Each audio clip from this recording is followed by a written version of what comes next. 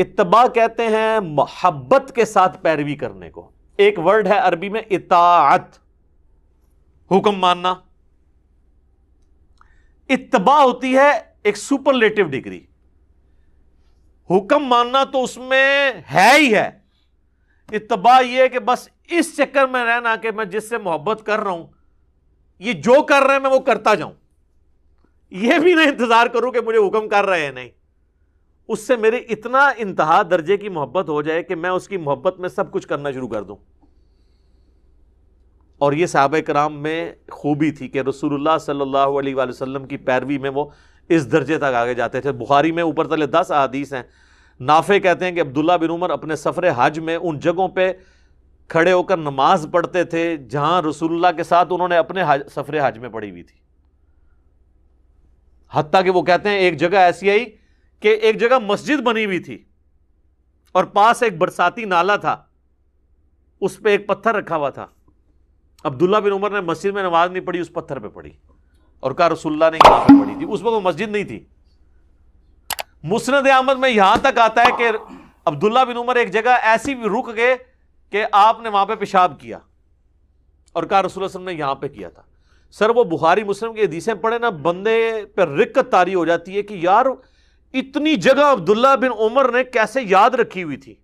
اور وہ راوی نے بھی روایت کی ہیں کہ پھر ایک ایسا ٹیلا آیا، پھر ایک ایسا برساتی نالا آیا، پھر ایسا پہاڑ آیا. میں یار حیران ہو جاتا ہوں اس حدیث روایت کرنے والے بندے کو. اور عبداللہ بن عمر نے زندگی میں ایک دفعہ حضور کے ساتھ حج کیا ہوا ہے.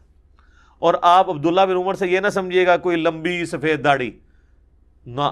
رسول اللہ جب فوت ہوئے ہیں نا صلی اللہ علیہ وآلہ وسلم، اس وقت عبداللہ بن عمر کی جو عمر تھی نا وہ تھی آلموسٹ 21-22 سال.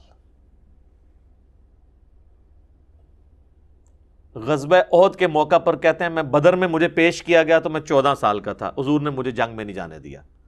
احد میں 15 کا ہوا تو حضور نے اجازت دی. احد ہوئی ہے 3 ہجری میں، 3 ہجری میں وہ 15 سال کے تھے، تو آلموسٹ 7 سال اور کر لیں کیونکہ 11 کے شروع میں حضور فوت ہو گئے.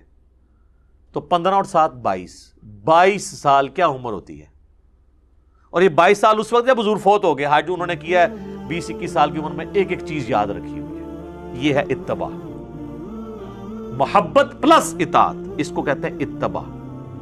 اس پہ بخاری مسلم میں حدیث نہیں، حضرت عثمان وضو کرتے ہیں اور مسکرانا شروع کر دیتے ہیں.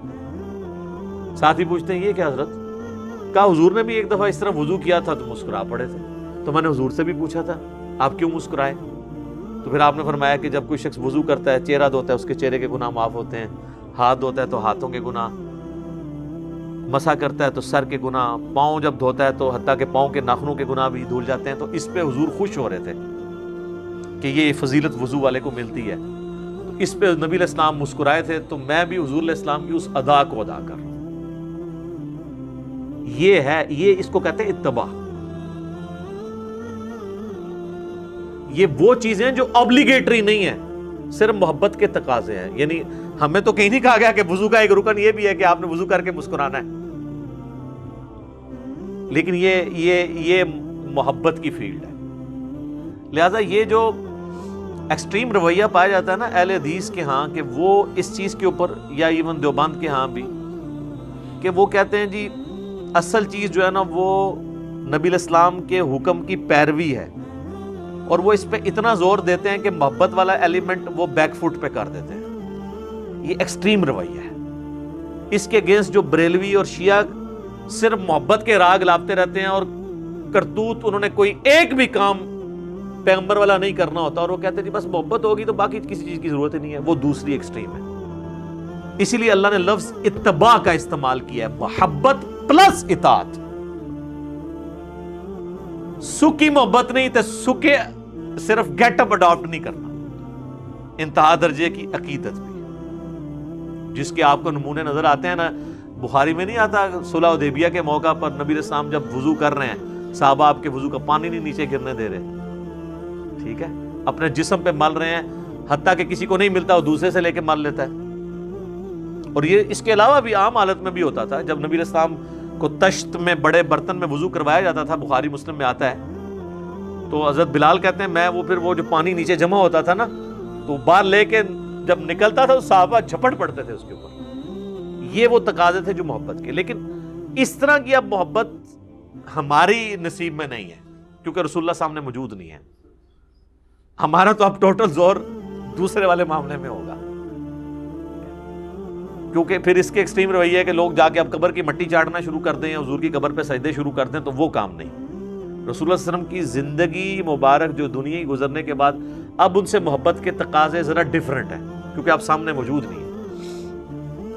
خیر یہ اس ٹاپک کے اوپر گھنٹوں بولا جا سکتا ہے, یہ تو نہ ختم ہونے والا ٹاپک ہے. اور یہ وہ ٹاپک ہے کہ جس کے اوپر ہمیں بنیادی اختلاف امت کی اکثریت کے ساتھ ہے کہ انہوں نے رسول اللہ کے مقابلے پر ایسی ہستیوں کو کھڑا کیا کہ ان ہستیوں کو پتہ چلے تو ان کے پاؤں کے نیچے سے زمین نکل جائے, کہ ان کی اطاعت کو انہوں نے رسول اللہ کے مقابلے پر واجب قرار دے دیا. یہ مقابلے پہ میں اس لیے لفظ بول رہا ہوں کہ ہم رسول اللہ کی واضح احادیث بتاتے ہیں, وہ کہتے ہیں نہیں ہمارے امام کا قول یہ ہے.